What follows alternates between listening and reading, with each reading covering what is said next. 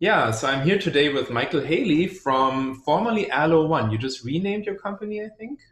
Well, yeah, we actually getting away from aloe one because we did take on a few new products Hmm. that don't really fit in the aloe market space. So I decided to call the company Haley Nutrition. Aloe One is now a brand under our nutrition company. Okay, great. Maybe let's talk about aloe vera first, and then if you want to throw anything else, we can throw in whatever you want to throw in. All right, sounds great. Cool. So, what is it? So, actually, our audience is going to be a lot of nutritionists and integrative functional medicine practitioners. So, what is it about raw aloe vera juice that is really beneficial for intestinal healing and any other conditions you can think Yeah, well, let's first group the conditions then, and then we'll focus probably on intestinal healing because I think that's probably our favorite space to be in of? because that's so prevalent right now. But Sure. people are using aloe to lower and stabilize blood sugar levels when they have things like diabetes.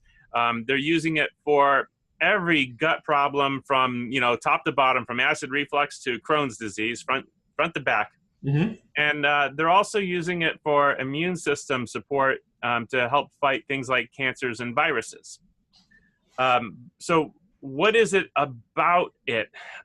Besides, it's been used for years for these conditions and many more. Focusing on the gut. Let's talk about what the gut is in a way that might blow some people away, but practitioners, they know this. They get this concept. Hmm. I just got off a call with another practitioner. He said, well, the gut is the skin on the inside. Right. I never quite heard it put that way, but if you think about it, it's a tube of skin essentially that's folded through your body from the mouth to the anus. Yeah. And when you eat your food, technically, it's not even really inside your body. It's inside the tube, which is inside your body, but it's not. It passes through that digestive barrier. You absorb the nutrients into your bloodstream to where it can get carried to all the parts of your body, and then things are excreted back into that tube for elimination outside the body. Like a donut. That that tissue, that gut tissue, we're going to call it epithelial tissue, just like your skin, and which is a specialized type of tissue that pretty much eats and drinks. That's why doctors can give you, drugs through your skin. They can put a patch on and, to give you hormones or pain relief or whatever the case is. Hmm. And at the same time, we know our skin excretes and gets rid of waste. Just like the gut, we can eat things and it'll get absorbed, and we can excrete things back into that tube for elimination out of the body. So in a sense, they're very similar tissues, the gut and the skin. Why am I bringing that up? Because we're talking about gut problems, but it's easier to talk about skin problems, which are probably a picture of what's happening on the inside. Hmm. If you want healthy skin, you have to have a healthy gut. The other thing is the skin is easier to study. They did research with aloe vera. They essentially burned skin tissues and put aloe on, half of them and no aloe on the rest of them. And the group that got the aloe vera on their burns healed in about half the time. That's what we see. That's what we expect is happening inside people, inside the gut. Now, from what I understand, there's also been a pretty good study on, irritable bowel patients with aloe vera, but we can't really see the results like we do Yeah. on skin. Well, I'm always trying to tell people that the intestinal skin is so much more sensitive than our normal skin because it's only one layer of cells, right? I agree with that too, with it being mucosal and probably being a little better at absorbing and excreting, whereas when it's on the skin, it's more of a barrier. Mhm. So I'm going to assume that the rates of benefit would probably be different inside than on the skin.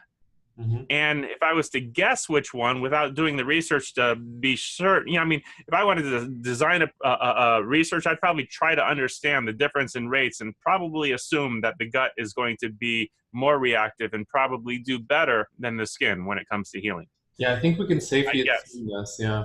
So, what is the evidence level that we have? Are we talking about lots of evidence or just very little evidence and then a lot of practical experience?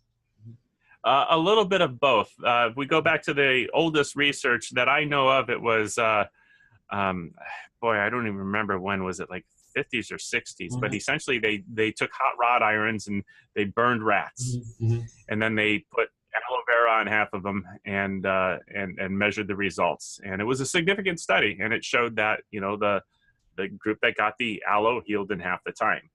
Amazing. Um, more practical, if you want to see it in action, get a sunburn and, take aloe vera and treat one spot and don't treat the other spot. You can actually literally put aloe on your hand and put it on a burn and kind of go like this and take it off and then look at it the next day and you'll see a handprint. Oh, that's pretty cool. Because the area that got the aloe is going to heal faster anyway.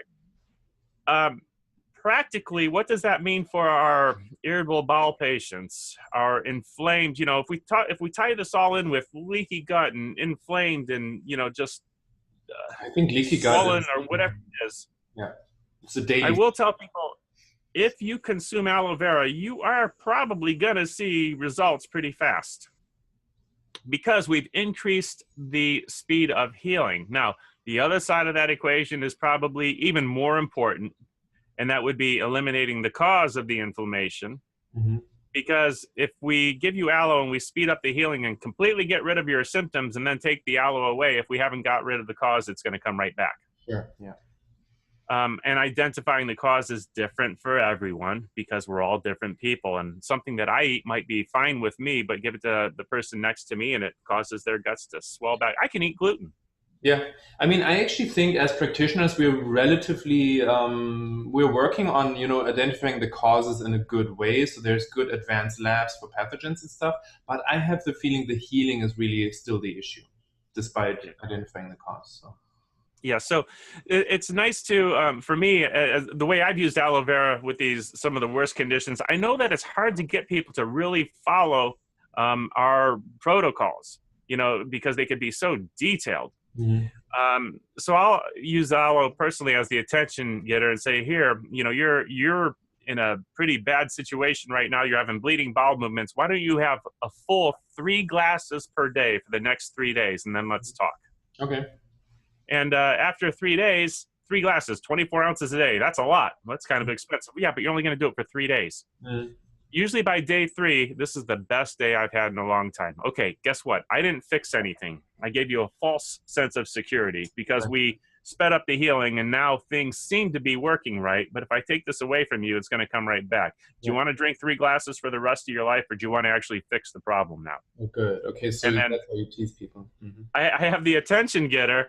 Now let's start focusing and figuring out what things are causing your problems. Mm-hmm. And, whether you're using allergy testing or a diet log, where you eliminate everything and you add one food back at a time and look for the patterns of whether it be bowel problems or, mental clarity. Good mental clarity probably means you're eating something that your body agrees with, and foggy probably means that's not good for you. Okay. How are your energy levels? Are you having headaches? And we start looking how the foods are affecting that particular person. And if they don't seem to be affecting, you put that on the naughty list. Yeah. And if it seems to not cause any problems and you're having good, as you add that one food item, you only change one food item at a time. Okay, this seems to be good. Okay, that goes on the good list of foods I can eat. Let me try another food and see how that does for me. And you choose which list to put it on. Elimination diet, right? Yeah, so we're kind of experienced with that. So the question is, does aloe have any antibiotic properties, or is it really just healing? Yeah, it doesn't really have antibiotic properties. It has some immune stimulating in the sense that we know that it causes the macrophages to secrete more tumor necrosis factor and interferons and interleukins, which might help the body recognize viruses and cancers and things like that. People say, well, that could be bad with these autoimmune conditions. No, because understand at the same time we're healing and sealing the gut. Mm-hmm. So as it's leaking less, the immune system has less to react towards. So we're actually calming it down. Mm-hmm.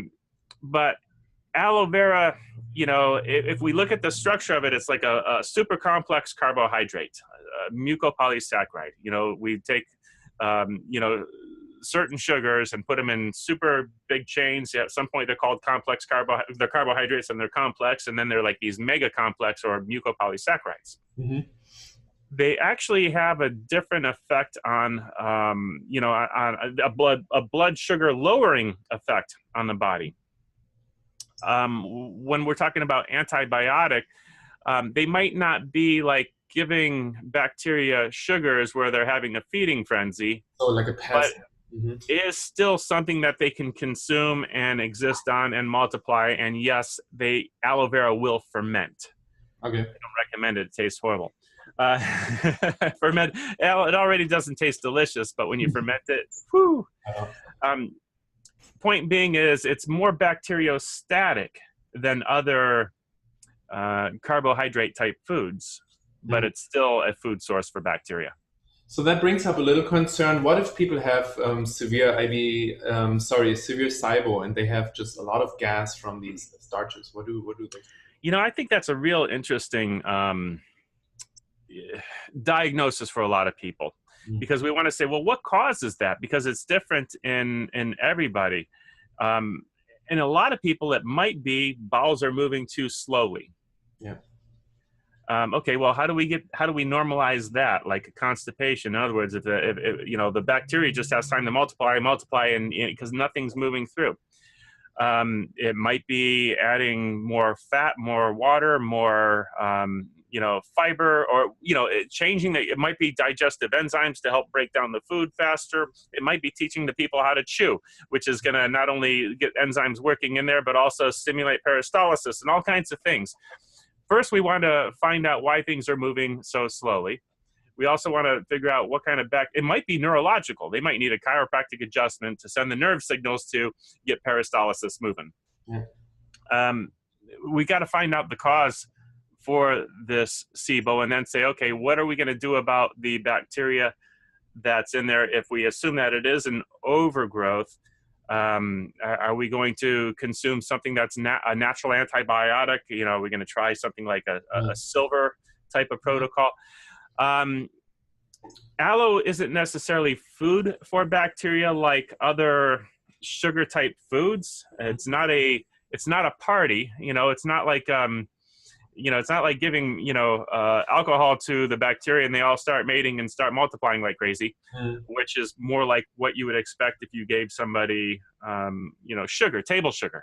Right. The bacteria have a party on that stuff, and so it's not bad food for SIBO, but I don't think that it's the first step in SIBO. Basically. Yeah, I think we have to understand why someone would have that and what we have to change to.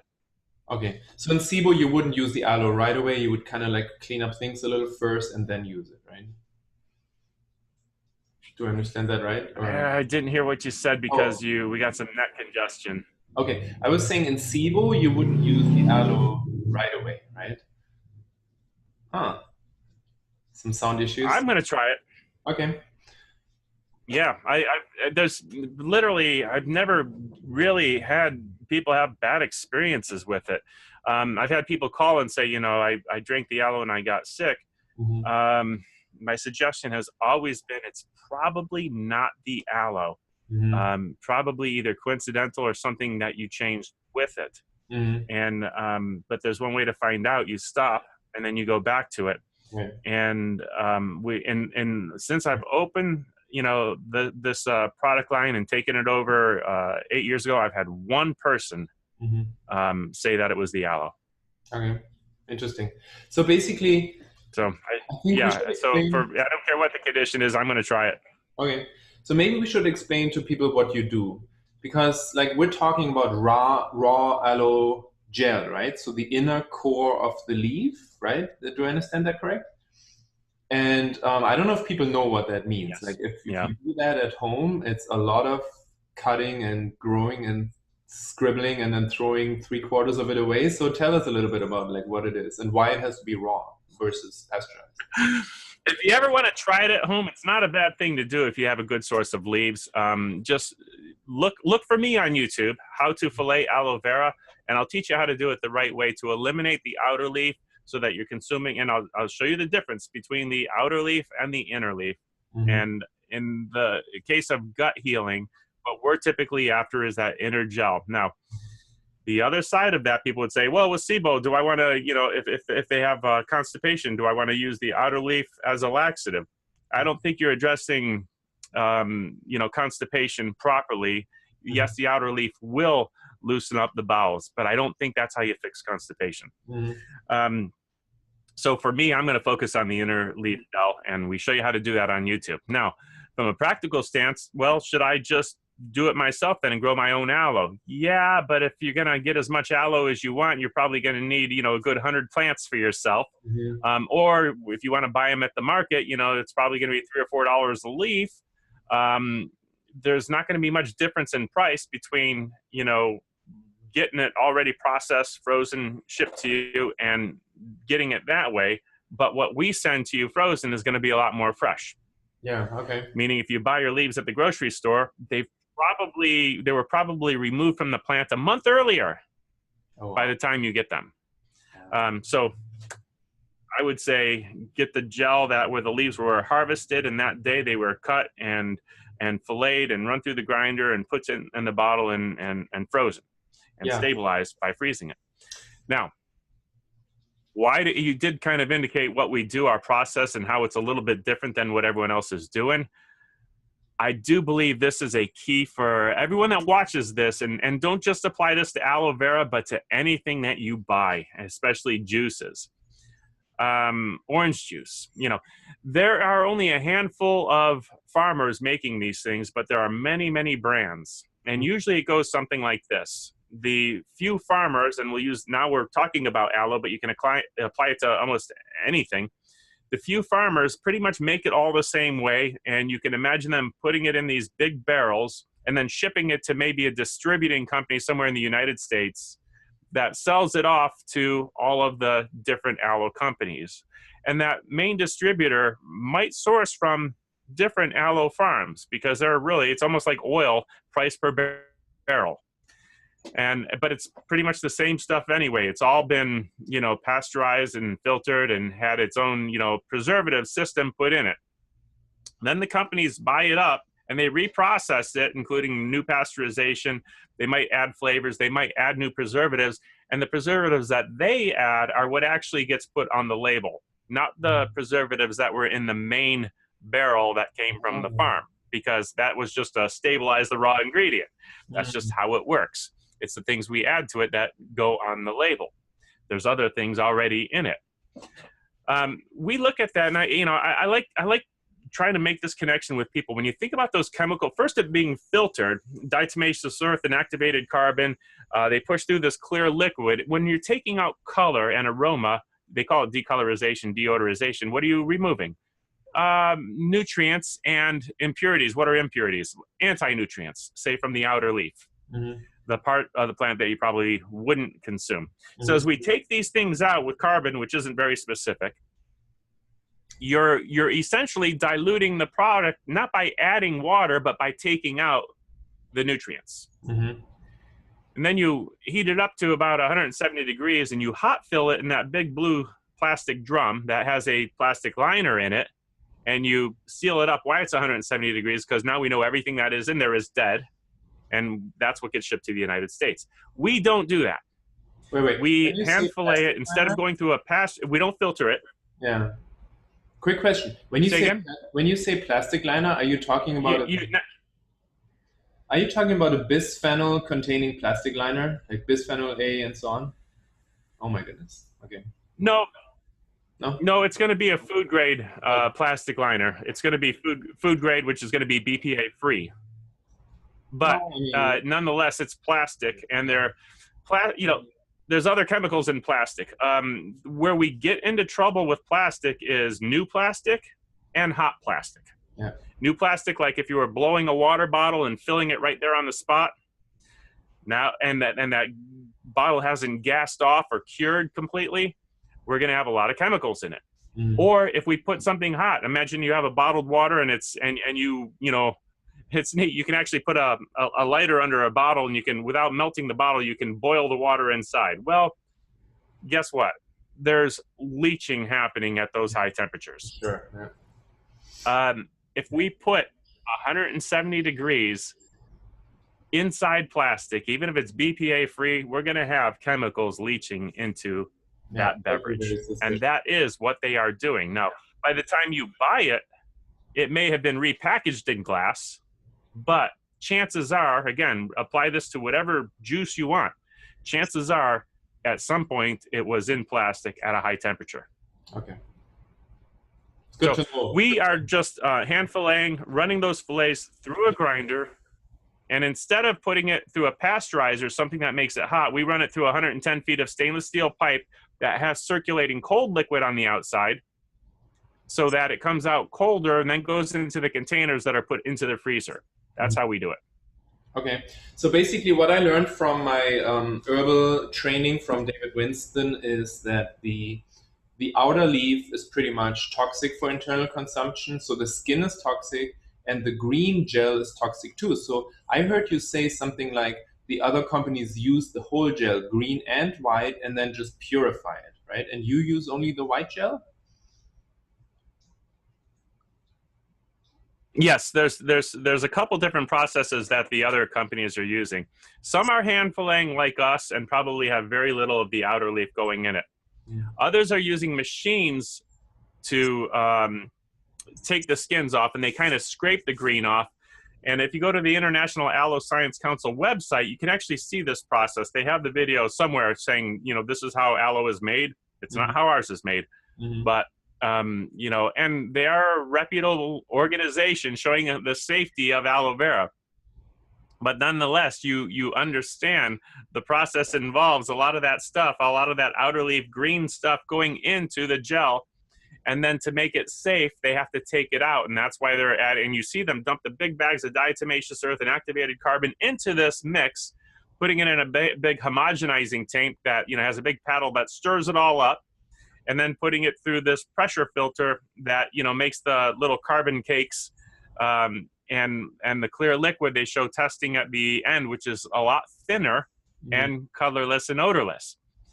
It's changed. Now, that doesn't mean it's not going to be beneficial. It's still going to have a lot of the beneficial nutrients from the aloe vera. It's just not going to be as potent. Interesting, because so David always said, and he has like 40 years of experience in the herbal field, he said it's gotta be raw and it's gotta be the inner core, and everything else will not have the effect. So he was very adamant about that. Well, I believe that too, but I know that, and you know, again, we're talking about the effects that we want, which is full strength, what we'd expect to get from the plant. You know, it's funny because you know, from what I understand, there was a person that, you know, help prisoners get well by just giving the sick ones water to drink.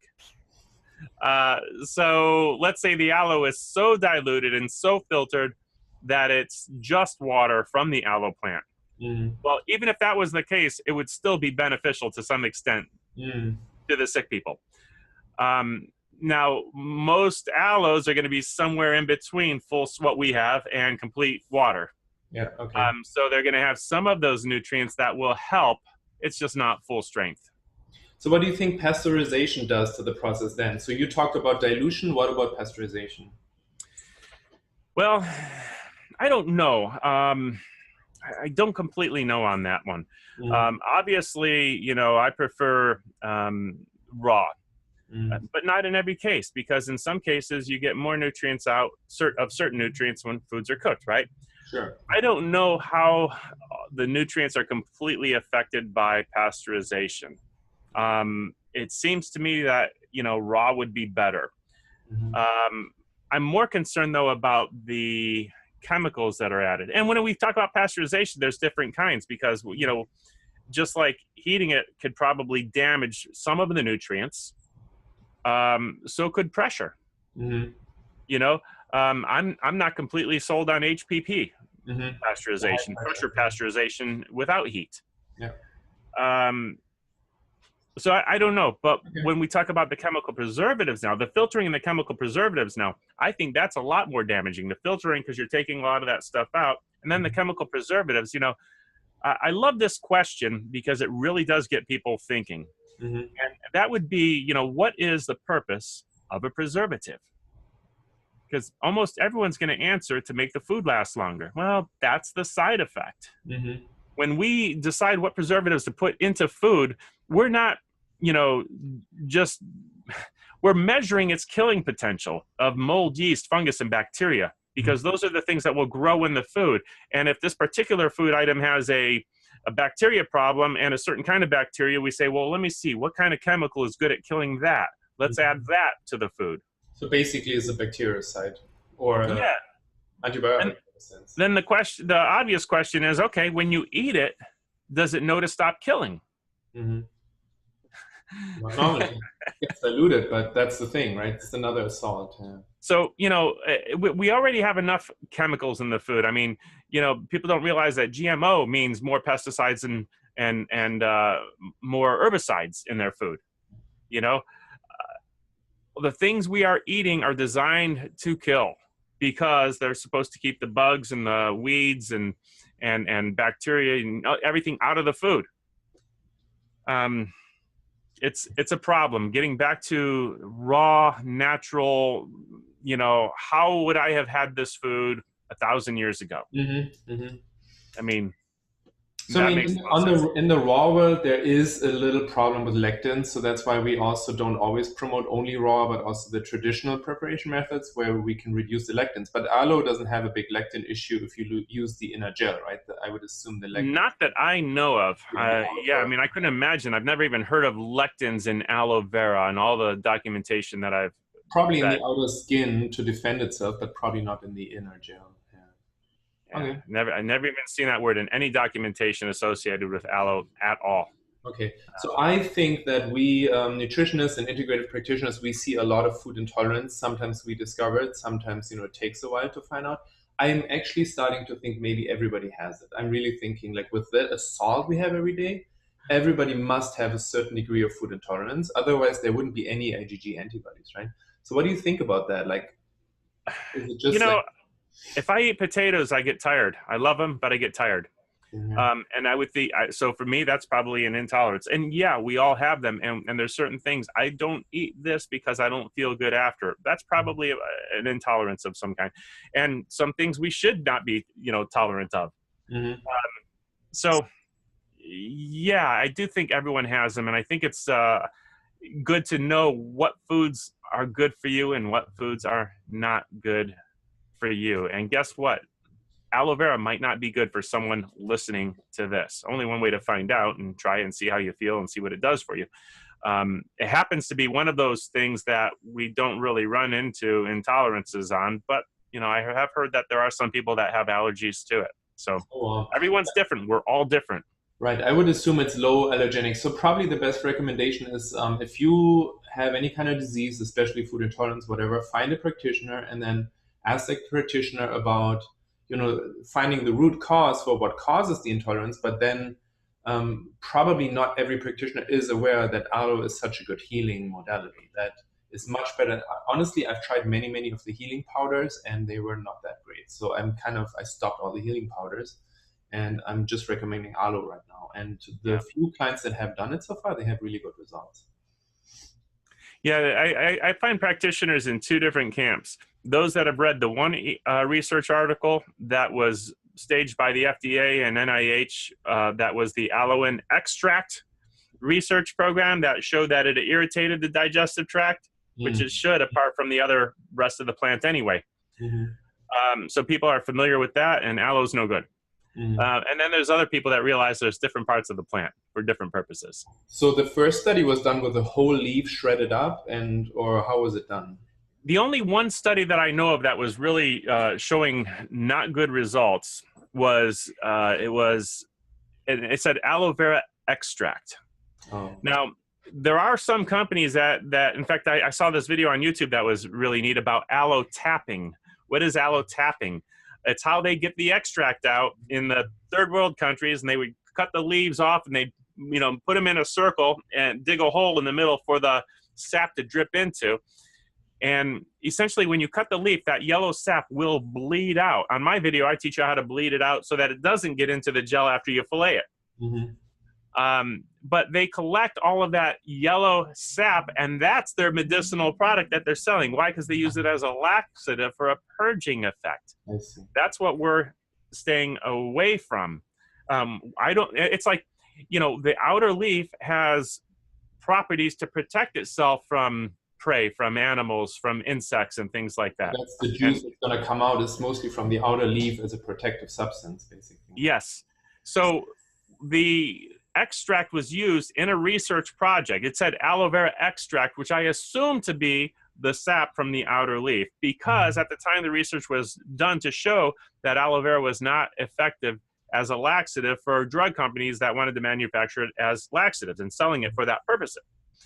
So I tried to locate the company that manufactured the extract just to prove it and get a solid statement, but everything indicates that it is the outer leaf.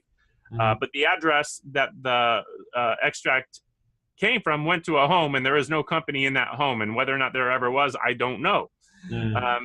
But it's one of those where getting the nitty-gritty details is difficult, but it makes sense. Everything points to the fact that it was an outer leaf only with no actual gel given to those rats. And then you would expect an irritating effect because that's what it's supposed to do. It's supposed to defend the plant, right? Yeah, and specifically, if we look at that study, the cells that became cancerous, to me, it wasn't even cancer. It was an adaptive change because it was the cells that secrete mucus grew in size. Well, why would they do that? To make more mucus, because you're giving them ungodly amounts of this irritant. Okay. Yeah, cool. So what's the other thing? I don't know, like you may have some legal restrictions of what you can say publicly, but talk to us as an independent person, not owner of your company, about like how does it work on diabetes or blood sugar? How does it work on cancer? Whatever you can say safely, legally. Well, yeah, I could say a lot. I could say more than most people. There's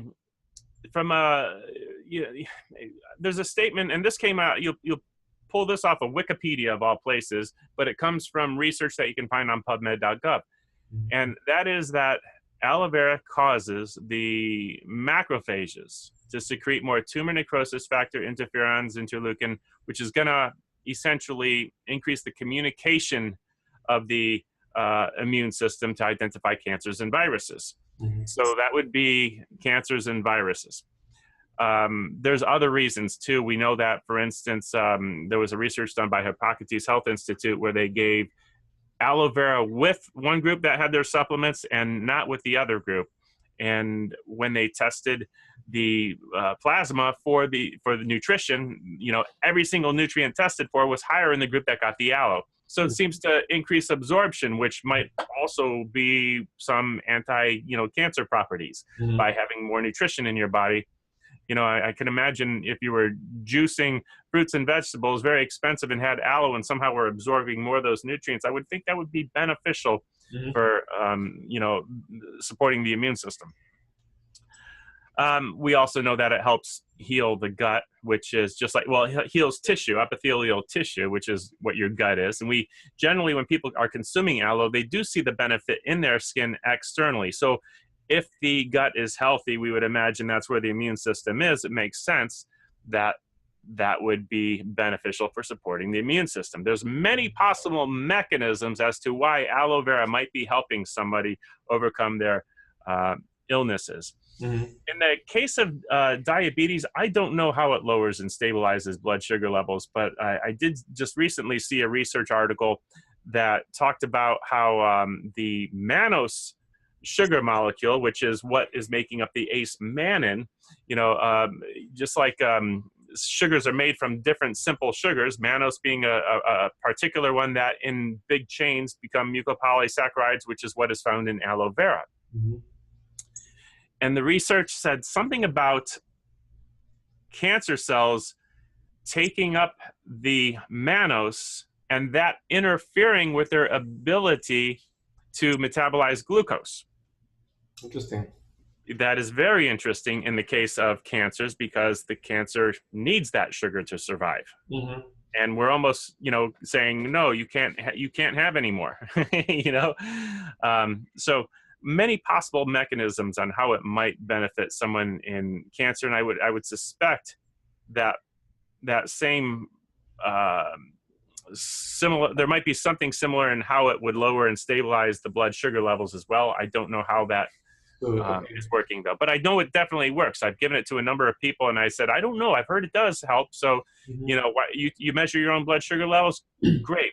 Report back to me. Let me know what you find. And I've consistently heard, yes, my sugar levels are definitely lowering.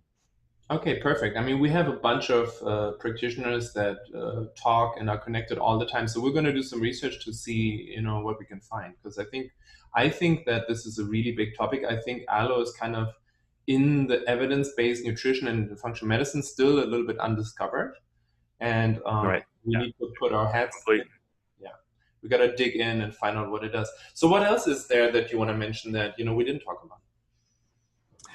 I think it's been a good discussion. It'd be neat if anyone that sees this and had questions, something that they wish, we talked about, if they either, yeah, my website, there's a contact form. I do answer all questions. I'm hopeful that you could put maybe a link to it in the underneath this video. And I do get back to everybody. Yeah, I'll blend in. Okay, great. I'll blend in your website, so that'll be easy.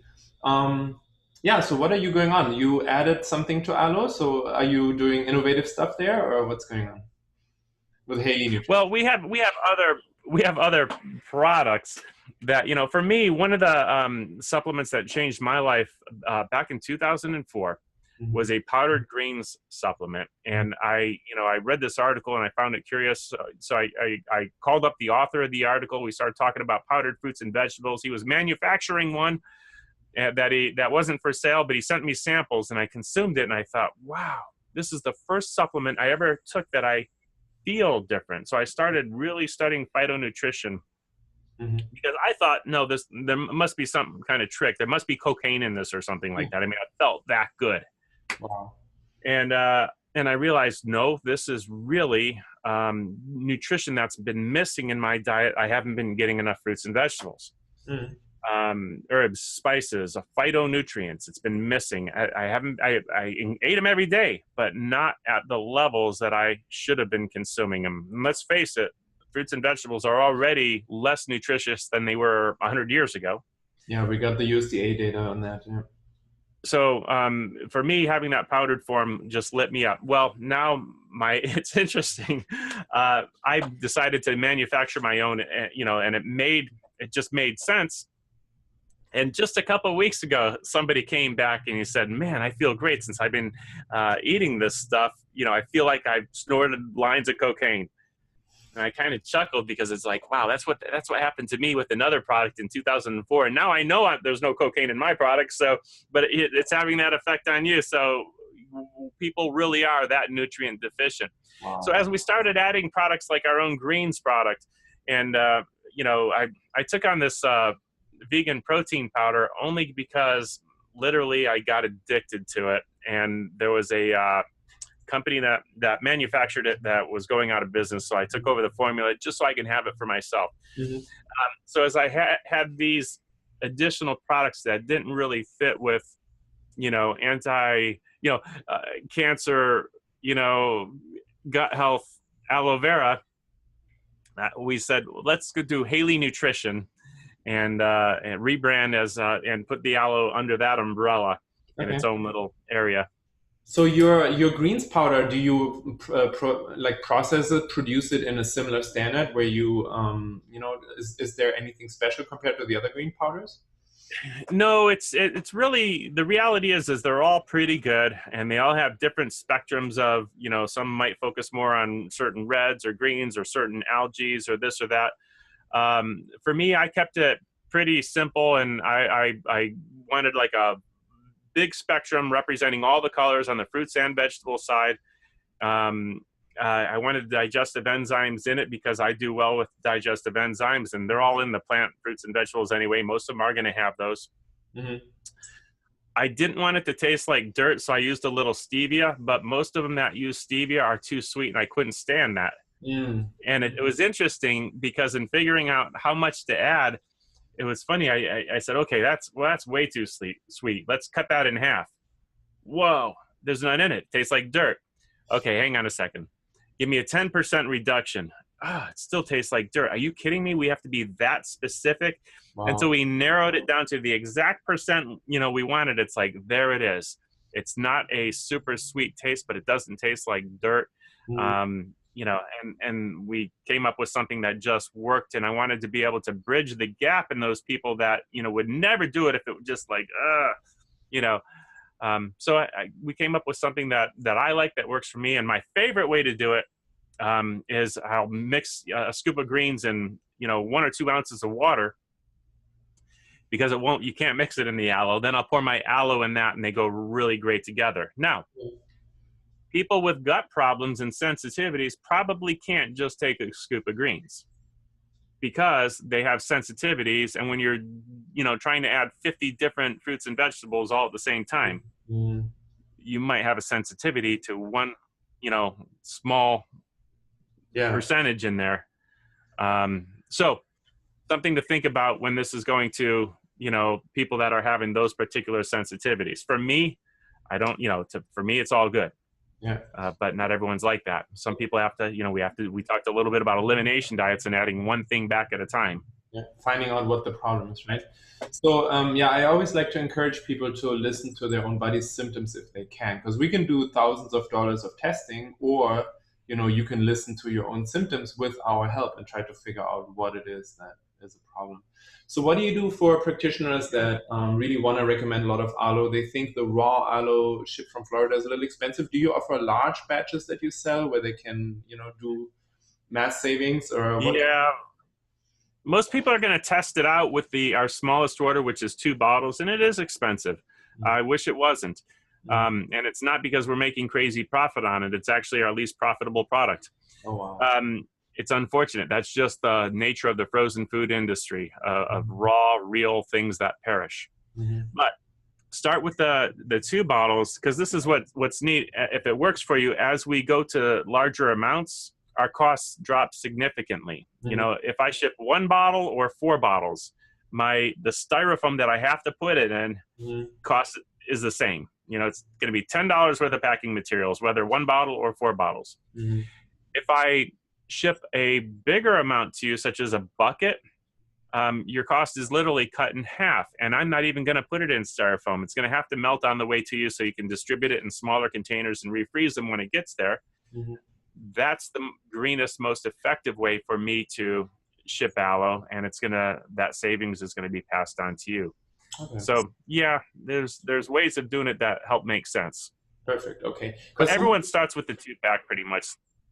Yeah. I mean, a lot of people look at the cost, and I do understand that if somebody has no money, then that may be a factor. But if you think about standing in the kitchen all day long, cutting out that inner gel, I think the cost is actually probably not a big deal. Like you said, it could be the same if you buy it and you still have to cut it yourself.